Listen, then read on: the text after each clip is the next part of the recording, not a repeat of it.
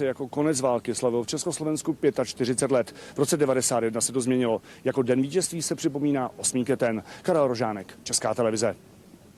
V Rusku se vítězství ve válce, nazývané tam Velkou vlasteneckou, slaví stále stejně 9.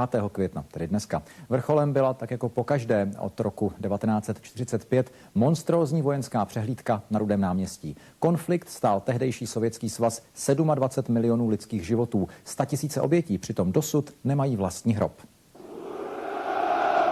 Nad Rudým náměstím létaly tradiční letouny vzdušných sil. Před Kremlem pochodovalo 11 000 příslušníků všech složek ruské armády. Představila i bojovou techniku, včetně mezikontinentálních raket Topol, tanků T-90 i raketových komplexů Iskander. Zatímco na Rudém náměstí v Moskvě jsou oslavy dne vítězství velkolepé a sledují je nejen politické špičky země, ale i miliony Rusů u televizních obrazovek. Pak tady v malém městečku Syčovka, asi 300 kilometrů od hlavního města, mají oslavy konce války jiný charakter.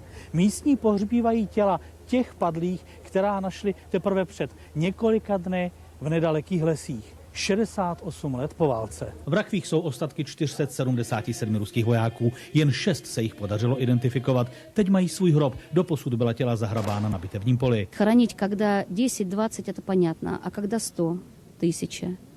И любая воронка превращалась в братскую могилу. Jen na tomto hřbitově je pohřbeno na 10 000 vojáků. Jejich ostatky po celém Rusku hledají pátrací skupiny dobrovolníků. S jednou z nich jedeme do vesnice Malé Karpovo, pár kilometrů od Rževa. Přesně tady v těchto místech byla v roce 1942 frontová linie. Tady stála Rudá armáda naproti německá vojska. Byla to krvavá bitva, která později přišla do historie pod názvem Mlýnek na maso. Zahynuli tady 100 000 vojáků na obou stranách. Skupina těchto mužů za 20 let přenesla do hrobu na hřbitově ostatky více než 7 000 vojáků. My odkopali za 5 dní okolo 60 člověk. Podle starých map a leteckých snímků lze určit, kde byly jámy a zákopy, v nichž mohou být metr pod povrchem ostatky. Ложка нестандартная, как вы видите, но по внешней сохранности видно, что nичего, скорее всего, не удастся. Vojáci si často na lžíce verili svá jména. Tento voják, nalezený v pozici se skrčenými koleny a hlavou v dlaních, zůstane bezejmenný.